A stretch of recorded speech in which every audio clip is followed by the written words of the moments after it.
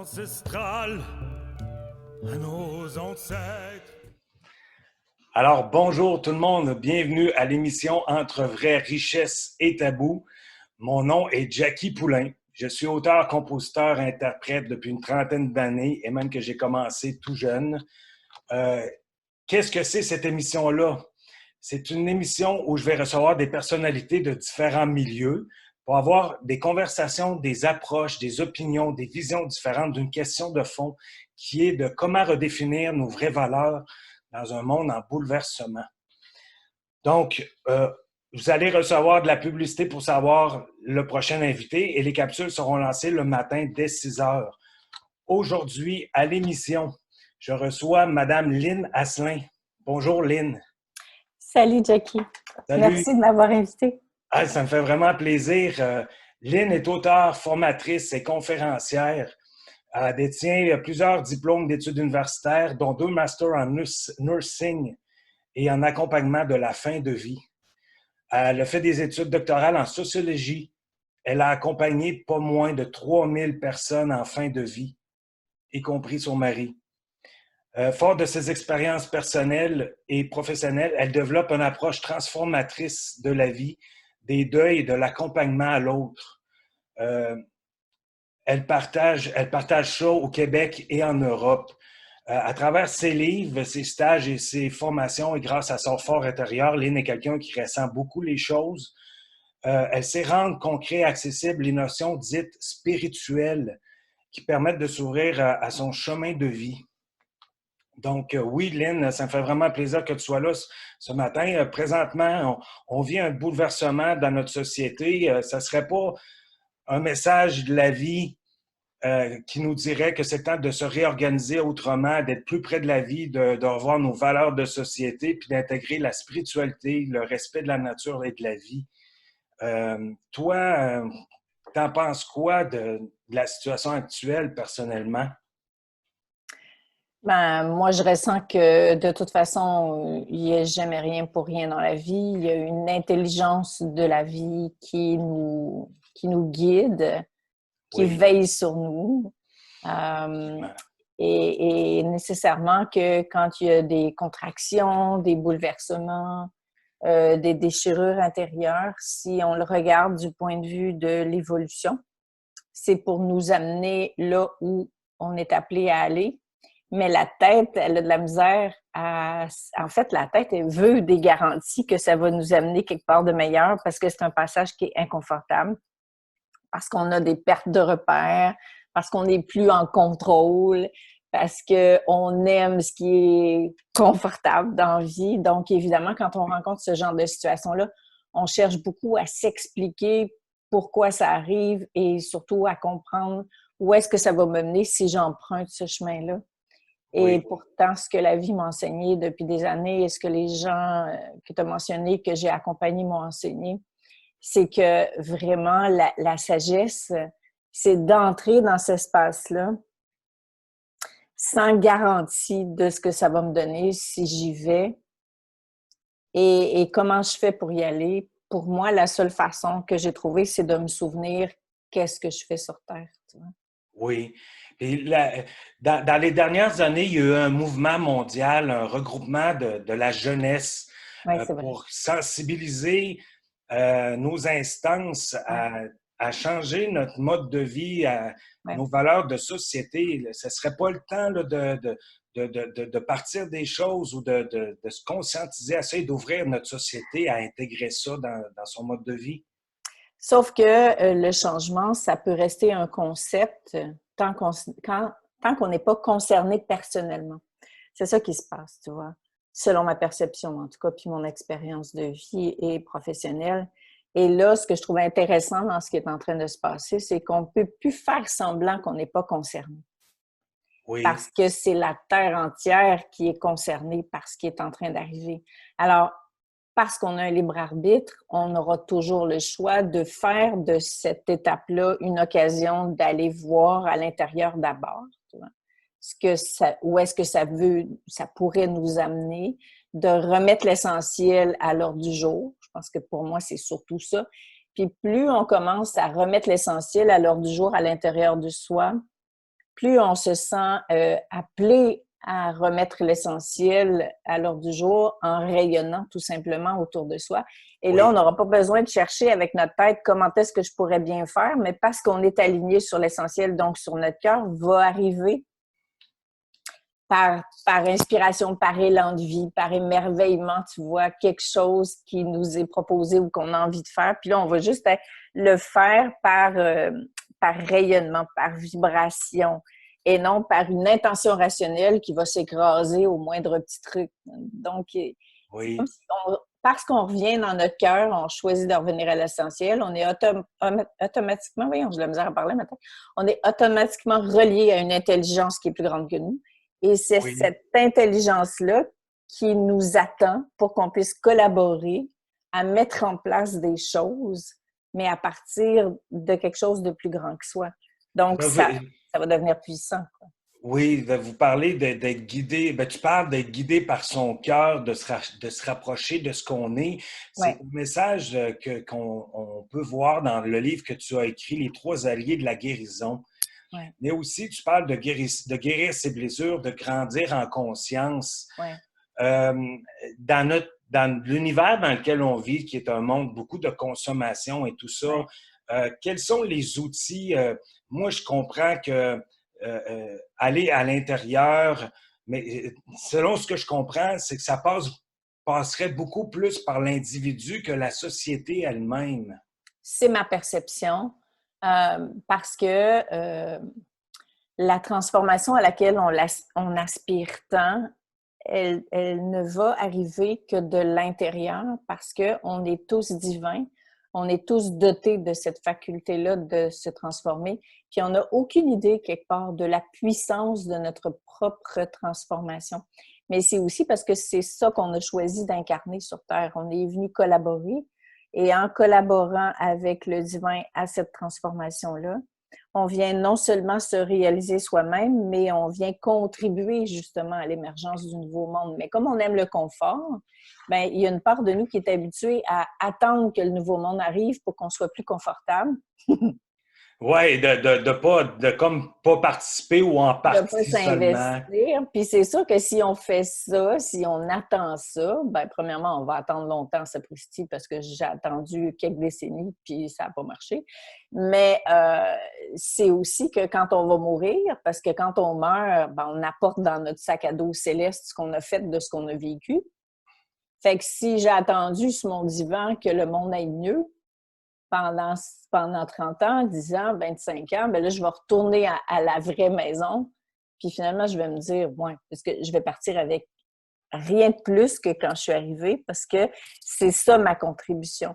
Et c'est ça qui est exigeant, et c'est pour ça qu'on appelle ça évolutif, parce que le fait que je choisisse, tu disais tout à l'heure, tu demandais comment on fait pour y arriver, pour s'investir, bien, c'est sûr qu'il y a beaucoup de moyens, mais en peu de mots, je pourrais dire, c'est de conscientiser puis d'enlever du chemin ce qui nous éloigne de qui on est déjà. C'est ça qui est le plus difficile parce que nous, on pense que être dans le cœur, il faut apprendre quelque chose pour vivre à partir du cœur. On n'a pas besoin d'apprendre rien. Le cœur est intelligent, il sait déjà quoi faire parce qu'il est relié justement à l'intelligence divine. Donc, ça, c'est un monde à part entière sur lequel on n'a pas de contrôle, c'est plus grand que nous, mais on y a tous accès. Donc, nous, notre job, c'est de conscientiser qu'est-ce qui nous éloigne de cette intelligence-là et de se rappeler qu'on est tous dignes de récupérer ce potentiel-là. Il n'y a pas les bons puis les autres, mais c'est tout le monde qui est connecté. Alors, c'est bien sûr que ça nous amène à emprunter un chemin de belles transformations. Donc, c'est conscientiser les voiles, mon ego, mon désir de contrôle, mes attentes, mes vieux repères qui sont appelés à être lâchés, pas qu'ils n'étaient pas bons. Sortir du beau puis du pas beau, du bien puis du mal, parce que c'est ça qu'on est venu expérimenter aussi. On est descendu sur Terre pour expérimenter la dualité. Donc, le beau puis le pas beau, le bien puis le mal, mais en même temps, on est venu trouver l'unité entre les deux. Puis nous, ce qu'on veut faire, c'est régler les deux pour que l'unité arrive. Oui, mais c'est vraiment beau ce que tu dis, Lynn. C'est inspirant, vraiment. Mais moi, je me demande, il y a cette dualité-là, elle demeure avec notre organisation de société. Ouais. Mais pourquoi qu'il y a comme cette dualité-là? C'est comme si l'approche plus proche de l'intérieur, de l'écoute de la vie, la beauté du cœur, Ouais. elle fait partie de la vie pour chaque individu, mais c'est comme l'organisation de notre vie, les outils qu'on a Ouais. dans notre organisation, ils sont comme pas adaptés au désir profond que chaque être a de s'ouvrir justement à cet intérieur-là, puis à cette ouverture-là du cœur. Ouais. Mais est-ce que Mais comment on peut faire pour... Parce que là, il y a des pétitions qui circulent pour intégrer la méditation dans les écoles en bas âge. ouais, Déjà là, c'est un premier pas attends. dans ce sens-là. Ouais. Ma perception, encore une fois, c'est que cette période actuelle, c'est une période de chaos, mais le chaos est nécessaire pour pouvoir arriver à autre chose. Parce que, honnêtement, il n'y a personne qui, le matin, en se réveillant, va se dire, quand tout va bien, qu'est-ce que je pourrais faire pour contribuer ou pour m'élever. Tu sais, on cherche le confort, quand on est bien, on s'en fout. Donc là, comme le chaos est partout, mais ça vient brasser. Puis si tu as remarqué, puis je sais que c'est le cas, que finalement, tout ce que ça brasse en nous et autour de nous, c'est tout ce qui n'est pas ajusté à la fréquence de l'amour. OK. Donc, autrement dit, tout est en train d'éclater au grand jour. Nous, on ne peut plus porter de masque parce que ce qui nous éloigne de l'amour, ça éclate, puis souvent pas dans des postures très confortables, mais c'est pas pour nous montrer qu'on n'est pas beau, c'est pour qu'enfin on voit ce dont on est appelé à faire, à transformer. Et autour de nous, la politique, l'économie, le ci, la santé, on le voit beaucoup, en tout cas particulièrement au Québec et en Ontario dernièrement. Donc, c'est un peu ça, c'est tout ce qu'on voulait cacher par souci d'avidité ou de confort ou de peu importe, de pouvoir. Ben là, c'est tout en train de lever. Donc, évidemment que si on est en train de chercher à vouloir changer tout ça à l'heure actuelle, trop vite, Oui. c'est la posture d'équilibre, j'appelle ça le funambule, tu vois, c'est de réaliser que si je veux que tout revienne comme avant, si je veux que ça se règle rapidement, c'est moi, encore une fois, qui vais être confortable dans le chaos. Si je fais confiance à l'intelligence divine et que je me rappelle que tout chaos est nécessaire à toute transformation profonde, parce que si demain matin tout arrêtait, la transformation ne se ferait pas complètement. Oui. C'est pour ça que je me dis, sans devenir des gens qui ne font rien, puis qui sont un peu naïfs dans tout ça, puis dire, bon, l'intelligence divine va tout régler, ou tout le monde est responsable, de trouver cet équilibre de, ah oui, d'accord. Donc, le chaos est là parce que c'est le temps d'une transformation profonde et durable. Puis l'humain, tel qu'il est, si c'est trop court, il ne va pas changer. S'il n'est pas assez inconfortable, il ne va pas changer. Alors, qu'est-ce que je peux faire en attendant? Quel est l'endroit où je peux investir le plus pour contribuer? C'est sa propre transformation parce que en me transformant moi-même, puis ce que je disais tantôt, c'est en trouvant moi mon alignement à l'intérieur du chaos. C'est ça que je suis venue expérimenter. Oui. Donc, comment je peux le trouver en me rappelant qui je suis, qu'est-ce que je fais ici, en me reliant avec qui je suis de plus grand, Oui. en travaillant la foi, la vraie foi, là, pas la foi aveugle, mais la confiance en mon âme, en plus grand que moi, puis en me rappelant que mon rôle le plus grand, c'est de devenir ce que je voudrais que le monde devienne. Oui. Surtout quand il n'est pas comme je voudrais. Et plus je fais ça, plus je vibre hyper élevé, hyper haut, et plus par effet de résonance, ma vibration va commencer à avoir un impact sur le monde intérieur. Et ça, tu parlais des Autochtones avant qu'on entre Oui, en justement, ligne je tout voulais à l'heure. venir à ce sujet-là. Ce que je voulais raconter par rapport à ça, puis pour moi, c'est tellement puissant ça, c'est que quand mon mari est décédé, ça fait longtemps maintenant, ça fait 18 ans, il avait 45 ans et il a été 12 jours à la maison de soins palliatifs où j'étais avec lui jour et nuit. Oui. Et ça va te faire sourire au niveau du cœur, très certainement. C'est qu'une de ses volontés de fin de vie, genre 5 jours avant de mourir, il m'a demandé d'aller louer des vidéos, dans ce temps-là, c'était ça, sur l'histoire du Québec à partir des Autochtones. OK. Bien, justement, oui. Donc, lui, son désir profond avant de quitter cette terre, c'était de se rappeler sa source. Et pour lui, parce qu'il m'en avait jamais parlé de ça, là. Donc, ça veut dire que son cœur profond Oui. avait envie de se réconcilier avec l'essentiel, avec la nature, avec la source, avec la sagesse de ce peuple-là, pour justement s'unifier avec tout ça, pour pouvoir partir rempli de ce qu'il était. Wow! Puis j'ai trouvé ça tellement... Puis évidemment, je le regardais avec lui, puis je me disais, aïe, aïe, c'est quand même incroyable, tu vois, de ne pas regretter, de dire si j'avais su, je l'aurais fait avant, pourquoi je ne l'ai pas vu, gna, gna, gna. Ça ne sert à rien d'aller là comme on pourrait faire maintenant, mais vraiment de remplir son cœur de tout ça. Puis quand je parle de réunification, tu vois, les peuples à l'intérieur de son cœur, son monde, son ego, son cœur, les Autochtones, les autres étaient tous en train de faire un pour Oui. qu'ils puissent repartir complet. C'est vraiment un beau témoignage que vous faites là, Lynn. C'est C'est tellement beau ce vraiment, que j'ai vécu. c'est vraiment extraordinaire. Ouais. Mais justement, par rapport aux Autochtones, c'est des gens proches de la vie, proches de la terre. Puis oui, ils font partie Ouais. du chemin de vie du Québec, Ouais. disons-le comme ça. Est-ce que tu penses qu'ils ont un rôle à jouer dans la prise de conscience actuelle? Je pense qu'on a tous et toutes un rôle à jouer. Puis cette fois-ci, mon verbe est différent. Je pense pas, je ressens qu'on a tous à s'apprendre les uns des autres. Et que quand je parle d'unité, d'unification à l'intérieur de soi, c'est aussi une unité, une unification à l'extérieur de soi.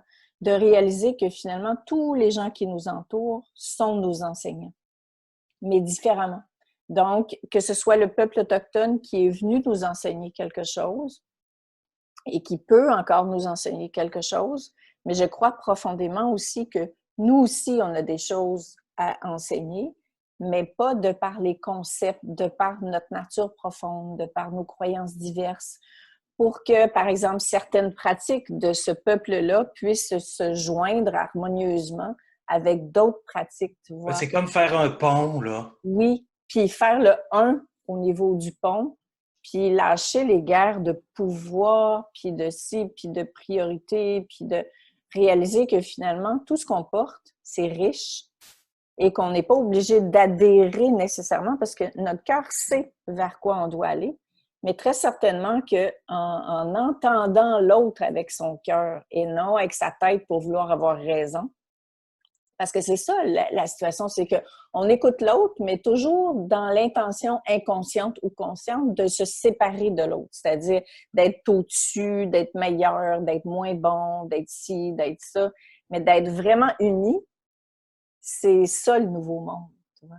Oui, absolument. Puis ben, ça fait partie c'est très proche de l'intérieur. Je comprends dans tout ça, dans votre façon d'être, que la spiritualité, ça a une grande place dans ta vie, Lynn. Ouais. Puis, si tu avais à dire quelque chose là, concernant la spiritualité, qu'est-ce que c'est pour toi? Est-ce que c'est l'accessibilité à ça? Pour moi, la spiritualité, là, c'est pas un sujet, c'est la vie. Tu vois? Parce qu'à partir du moment où on conceptualise la spiritualité, c'est comme si on était en train d'essayer d'enfermer l'amour dans quelque chose. Puis l'amour, ça s'enferme pas. C'est Non. plus grand que nous. Donc, Oui, l'idée, c'est de décloisonner l'amour, puis de commencer à regarder comment est-ce qu'on peut s'en rapprocher, de se souvenir qu'on est amour. Mais je te dirais que la conclusion la plus importante pour moi, c'est de commencer à devenir ce qu'on pense qu'on sait. C'est ça pour moi la vraie spiritualité. Ce que je veux dire par là, c'est que qu'est-ce que je fais de ce que je sais au quotidien? Pas qu'est-ce que je dis, pas qu'est-ce que j'ai l'air, pas qu'est-ce que j'écris, mais qu'est-ce que je fais? Quand quelqu'un fait quelque chose qui me fait de la peine, qu'est-ce que je fais? Comment je réagis? Est-ce que c'est mon ego qui prend la place? Quand j'écoute les nouvelles, comment je réagis? Est-ce que je suis en train de condamner tout le monde pensant que je vais faire évoluer la vie comme ça? Alors, pour moi, la vraie spiritualité, là, celle de ce que j'appelle le nouveau monde, c'est ça. C'est de commencer à regarder tout ce que je sais et de voir comment est-ce que ça peut rentrer dans mon humain, mais dans la vraie vie, quoi. Pas avec les yeux qui se promènent, puis avec une petite voix qui est toujours sur le même ton, puis avec des grands mots longs comme ça qui veulent rien dire. Puis finalement, quand je reviens chez nous, j'envoie promener mon conjoint. Tu sais, mais c'est pour que ça commence à devenir vraiment intégré, incarné. Mais ça prend l'humilité. Oui, c'est tout un cheminement, là. Oui, mais juste être vrai. Être vrai dans ma traversée. C'est pas vrai que c'est facile pour tout le monde.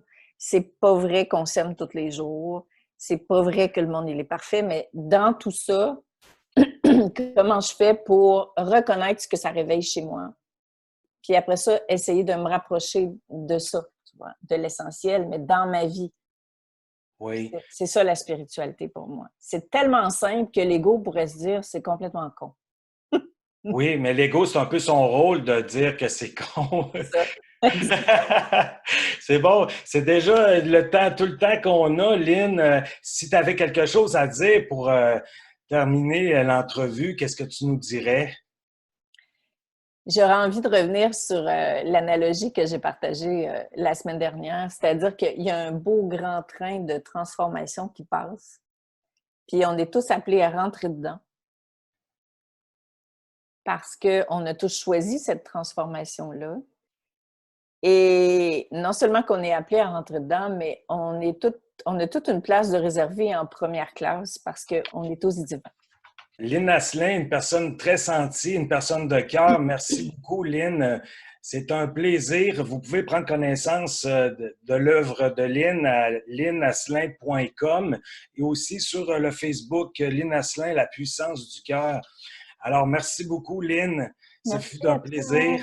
Oui, bye bye. Et donc, c'était l'émission Entre vraie richesse et tabou. Ne manquez pas la prochaine qui sera en ondes dès demain à 6 heures. Vous allez recevoir une publicité. Merci et à bientôt.